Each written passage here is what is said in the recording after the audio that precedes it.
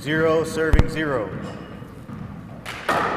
And we are back live from the Tucson Racket Club for the finals of the small ball division for the 17 and under men World Championship. My name is Dave Vincent alongside my broadcast partner for this match, Roberto Chavez from San Jose. Could have been called short, Roberto, but yes, it didn't matter because it 0 serving 1. I think it would have been a side out either way. You're watching Danny Cordova from Juarez, Mexico. 1 serving 1. Serving this ball versus Julio Garcia from San Jose, California. Now, Roberto, you are one of the coaches of Julio Garcia. This is one of your boys, I guess you would say. We want to talk about your youth program that you took over from Sal Aber in the San Jose area, if we can, during this match.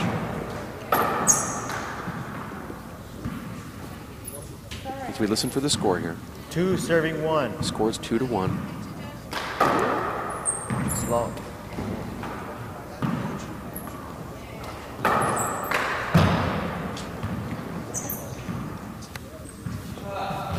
There's a side out. 1 serving 2. Score is 1-2.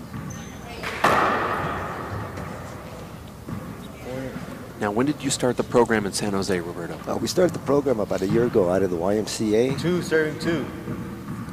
Is that, were you taking over for Sal Aber's program at the time, or is this a separate? Second serve. It's a separate program. Sal used to work with individual kids, like little William Rodriguez here that just took the small ball in the 13 and under, and he just lost in the finals in the small ball, excuse me. He won the big ball. And that was one of Sal Aber's little kids here. How long have you been playing handball? Oh, I didn't know. I started playing handball tournament when I was 30. 2 serving 3. And you're what? You're like 94 now, right? So that's 64 years of handball play. Absolutely amazing. You look good too. I just turned 60 in December here. I'm one of those Christmas babies, and so I stay active with these kids. Your handball program has how many kids in San Jose? Currently, with our collegiate program out of San Jose State University, we have 10 handball players there, and out of the Y youth program, we have close to 24. Score here is 4 serves 2. This is the first game. 2 games of 21, tiebreaker to 11. Danny Cordova serving to Julio Garcia. Danny from Juarez, Mexico, and Julio retrieving the serve is from San Jose. He's one of your boys. Okay, so you've got well over 20 in your program. That's a nice kill shot right there from Danny. How do you get funding to help out with these kids, and what do you do with the funding? Okay, currently the YMCA has put together a youth program that we talk them into supporting, and we have a real good program supporter, Miss Gabby, we call her Miss Gabby, who's the program director. Program director for youth programs there, and she grew up along with a bunch of handball players that play out of the YMCA there. And so she was pushed it, talked to the director about it, and we started a program last year, and it'll be a year in January 8 serving 2. that we started our first youth program. And so some of the kids that are playing here today, about 3 or 4 of them have been with us for almost a year. Listen for the score here. 9 serving 2. That's 9-2. This is the first game. Danny Cordova now has 10, and we're going to see a timeout coming up from Julio. There it is. It's called. Julio Garcia is going to take one. Are you also Julio's coach? I'm not trying to get out 2 different questions at the same time. No, yeah. I also coach Julio. Julio's part of the program as well. I picked up Julio off from the 3-wall program, playing out of Campbell Community Center. We have two beautiful courts. And so he came through that program. And so he's one of several. Score is 10 serving 2. 10-2 is a score.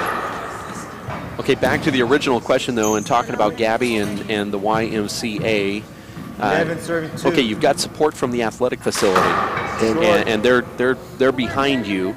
The community is behind you. How are you getting funding, and what do you do with that money? Okay, what happens is that the majority, all of our kids who play the handball are low-income students, and so we raise they pay $25. It actually costs $150 to play in the program. That's what the Y charges. I end up volunteering my services to teach there, to coach and teach. And 13 serving 2. We provide the handball players provide $25 to sponsor these kids. They just recently sponsored a junior-senior tournament. Second serve.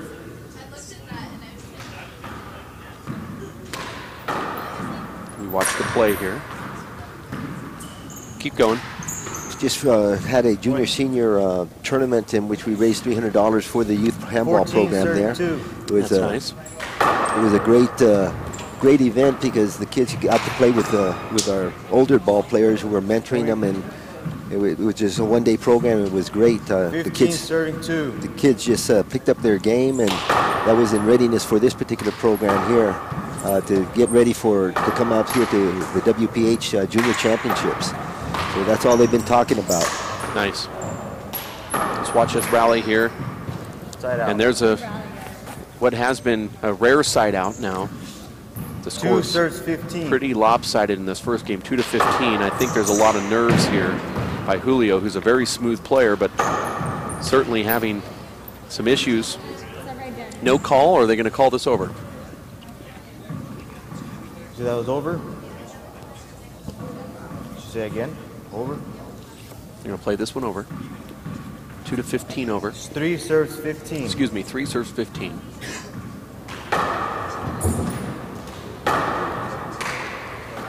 If I were listening to this live broadcast and I wanted to help out with some of these low-income students to get them on a court to help with gloves or even to pay their membership at the YMCA or some of the fees that you've incurred with driving them around or picking them up, because I know you do all that stuff. How could I get a hold of you? Do you have a website? Do you have an email address, phone number?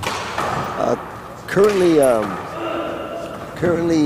we don't have a website or anything. We're working on that. We're working on trying to get a nonprofit status so we can come under Team San Jose, where people can send their donations directly to our organization here, our program. They can. I have an email that they can get hold of me directly, which is rpc1949@sbcglobal.net, and they can request to be put on our mailing list where all the handball players in Northern California receive a newsletter. Receive a newsletter and information about our junior and collegiate programs, and if they wish to support those programs for the collegiate nationals and any of the junior national programs that we participate in, they can get information directly from me via that email. Which is rpc1949@sbcglobal.net. That's right. I like having that 1949 in there. You're telling us everything we need to know about you. That was a great year. Oh, that's a good serve right there from Danny Cordova. 19-4 now, first game. This is the boys 17 and under WPH Junior World Championship Final. Tucson, Arizona. Uh-oh.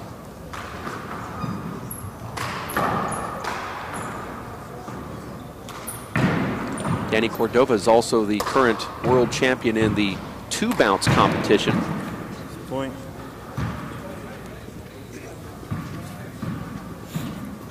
Game point, serves 4. Now it's game point. Serves 4. Beautiful. There it is. Beautiful. 21-4. Let's stay here during this 5-minute timeout, talk a little bit about San Jose, California handball. You're the coach of Julio Garcia, who lost there, unfortunately for him. But you've got a group of kids that are playing handball for the first time, some of them have been out on a 3-wall court, and you've picked them off there and you've brought them into a controlled setting. What do you find about taking a kid off the streets and putting them into a handball facility like a YMCA or maybe a private club? What does it do for them spiritually, or how does that help them mature as a young man or young woman? Well, they're taken out of their environment where they come from. All our kids come from. A bunch of them come from a program, alternative school down the street from the Y called Downtown College Prep, and they play one wall against the side of a building with a big mural. Got about 10 feet of asphalt, grass, and dirt. That's their court. Right. And so I spoke to one of the teachers who was interested in getting the kids involved at the Y right there, and so through her efforts and the efforts made at the YMCA, we were able to negotiate the implementation of the youth program there for the kids. And so the majority of the kids came from DCP. Then we got kids from Overfelt, Lincoln High School, and from some of the local middle schools in the area.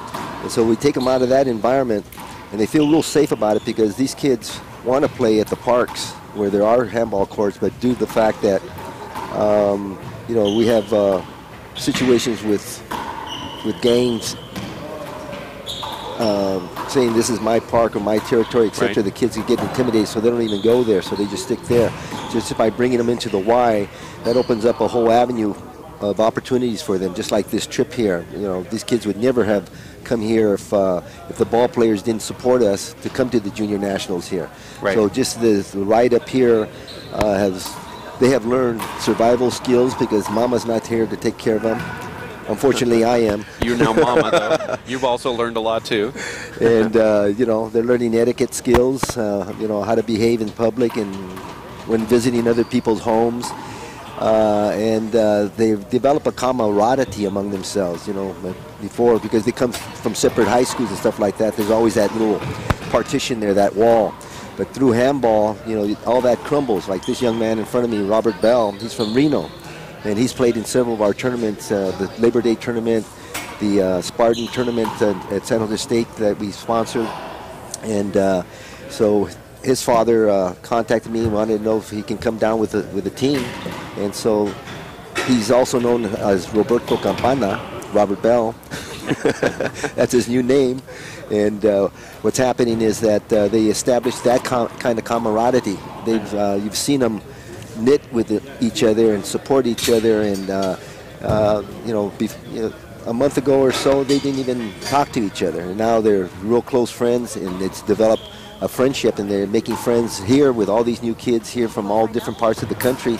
It's just fabulous. It's a growing learning experience for them. And so we don't let them worry about what it's going to cost to come. They can't afford it, so I tell the parents, don't worry about it. Just give them some spending money, whatever you can give. We'll take care of the rest of it. And so just coming on down here, 13 of us in a van. No, yeah, there's 12 with me. We brought 11 kids in a 13-seat van, and we all drove down here. We're all going to drive back. Took us about 14.5 hours, but that drive has brought this group even closer. Right. We're even closer. Now they're talking about, because we're staying over Jim's house, he's got all the old handball magazines, and the kids are going through it, and they're reading everything, and they're finding about all their tournaments, and saying, I didn't know this, I didn't know that. And so they're talking about going to Sacramento, the Super Bowl, which is next Pleasanton. In Pleasanton. Right. They're going to come on and want to watch the coach play at the California Cup.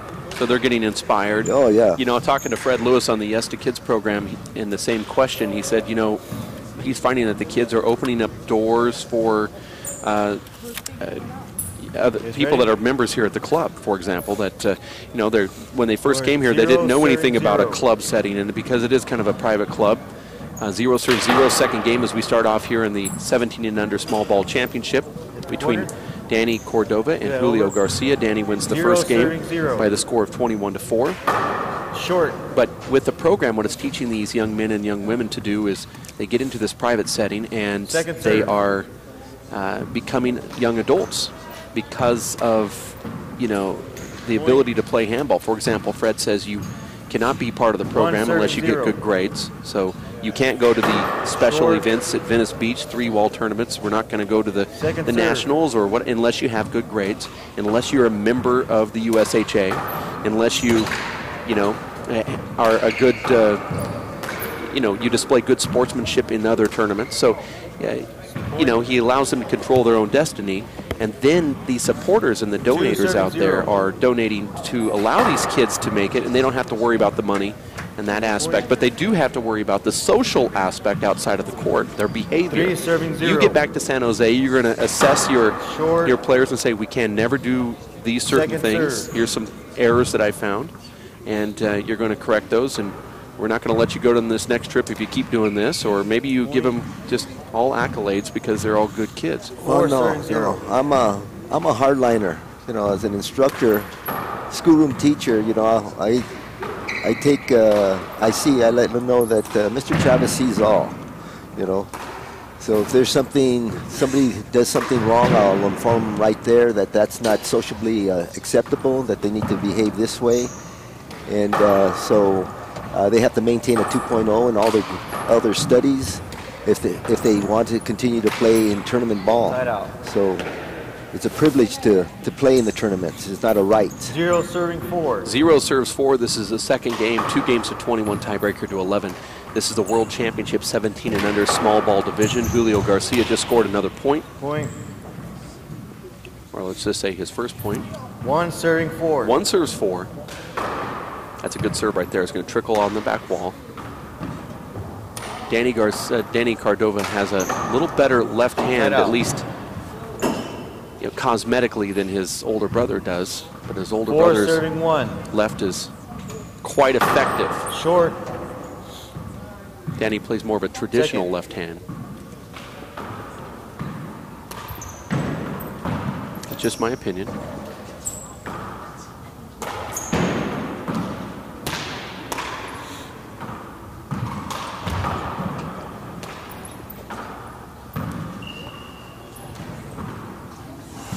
Point. 5 serving 1. The score is 5-1. Point. 6 serving 1.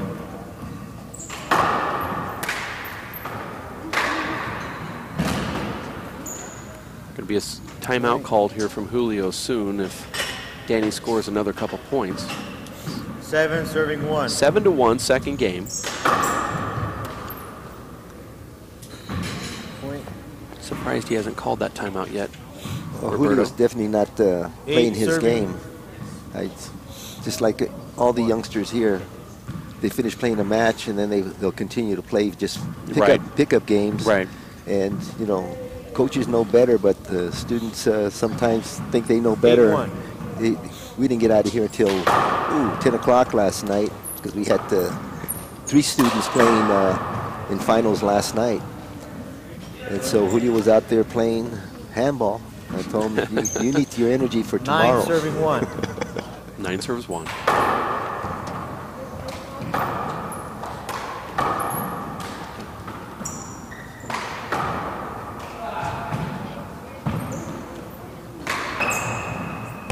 Nice pass.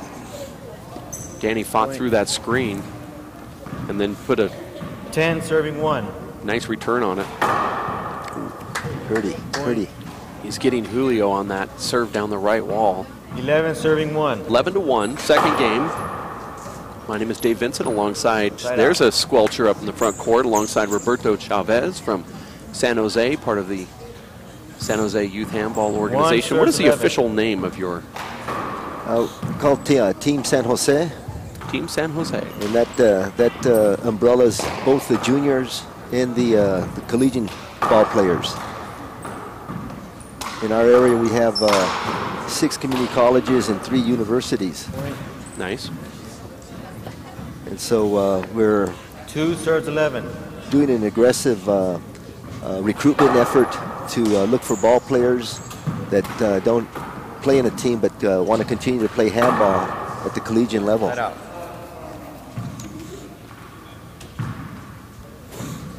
11 serves 2.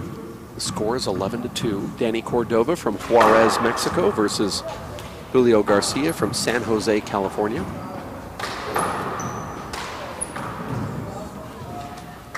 Point. Julio Garcia is fresh off a 3-wall court. He was discovered out there and brought onto the 4-wall court. I'm not saying he's new to the game of four-wall, but this wasn't the game that he was introduced to. First timeout. And there's that timeout called from Julio Garcia. We're sitting alongside Roberto Chavez. Anything you'd like to say about your program that we haven't mentioned yet? Oh, it's funny that you should ask that question. This morning when I was looking at my email, we sent out some information to the ball players last night and some photos of the events and who our ball players are going to be playing today in the finals. I got one back from Mike Woods from Santa Rosa area, Saratoga, no, not Saratoga, Calistoga, indicated that call me. I know how we can help you get some money in for the kids, to help sponsor the kids, which is really good. And that's the whole intent.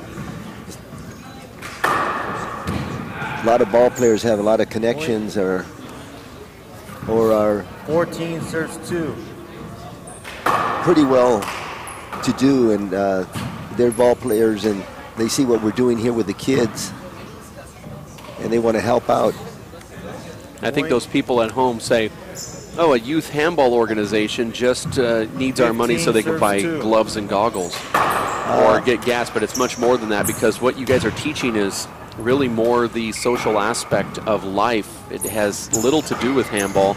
You could actually pick any sport you wanted and emulate this and make better people out of it, as long as the sport inspires the kids to play harder. And handball is a perfect tool, because every young young male or young female that steps onto a handball court gets addicted. It's almost a fact. So, you know, we're seeing that this is a great avenue to help make these kids better people. Inside out. Yeah, we have about a half a dozen young ladies that play with us as well. 15 serves 2. Unfortunately, none of them could come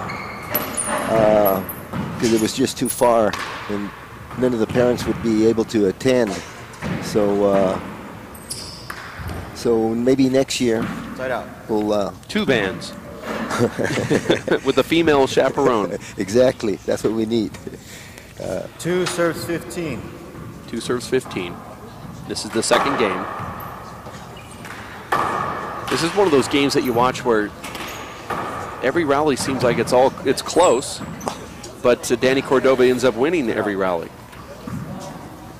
Sure does. Julio's not a bad player. Just the scores look like, 15 serves 2. you know, Well, there's times look like he is. There's times in everybody's life when they play handball, they're going to meet somebody who's always better prepared, 16 serves 2. better equipped. Like me versus you, for example. Well, possibly.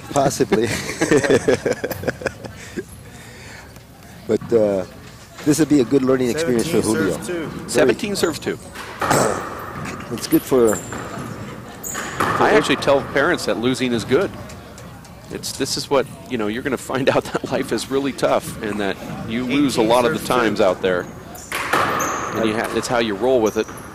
I remember when I first started playing, I didn't start playing until I was 30, actual tournament ball. And within 3 months I was playing open, and everybody I was playing were 19 serves 2. either pros or the top open ball players. I couldn't understand how come I kept on losing. Point. Then when I finally turned 35. Match point serves 2. There it is. This is for a world championship. 20 serves 2. There it is. Ooh, beautiful shot. And Danny Cordova wins the world title 21-4, 21-2 against Julio Garcia here for the 17 and under small ball World Junior Handball Championships, and they get a round of applause from the crowd. And a congratulations from Dave Chapman, who is immediately right there to congratulate Danny and Julio for their efforts. And I'm sure you two, Roberto, are happy and proud to see the young men in there and showing the great sportsmanship that they show. Exactly. This is just like I said earlier. This is a great experience for the kids. It shows where the playing level is, what they need to do to bring it up a notch, and how to prepare for next year. There's going to be some rivalries next year. Well, we're going to take a timeout. It was nice having you in the webcast booth with us here, I appreciate Roberto. And we'll see you at the Collegiates in Tempe, Arizona in February. That's right. I'll bring our Spartan handball team down there. Try to win a championship? Well, we're a small team, but you know, we have individuals that have been taking a title for the last 3 out of 4 years since we began going there.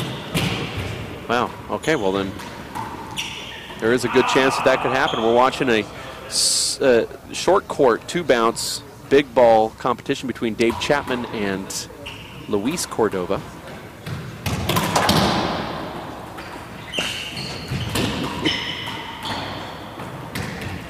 This is actually pretty good double bounce exhibition right here. I might just stick around and just broadcast this. This is just a real quick competition as we get ready for the next match, which is the 23 and under small ball championship full court between Abe Montijo and Luis Moreno. Is this a sport that you introduced to the younger kids, the short court double bounce, or are you all full court? We're full court, but the drills that we do are hand-eye coordination drills, but I don't do that. I try to teach them how to turn their bodies left to right when they're playing on the sidewall, and we use the whole court, up the wall, front wall, side wall, back wall, so they can learn how to anticipate when there's a kill shot. They can dig it. They have to be able to dig it, and so they do a round of those type of drills and some other stuff. But we don't play any double bounce. No double bounce. No double bounce. Okay, we're going to wrap up the audio portion of this webcast as we get ready for the Luis Moreno Abe Montijo 23 and under big ball competition coming up in about 25 minutes or so. You stick around for that. For Roberto Chavez from San Jose and Jeff Kastner, my name is Dave Vincent. We'll be back with another match in just a bit. Stick with us here at WePlayHandball.com.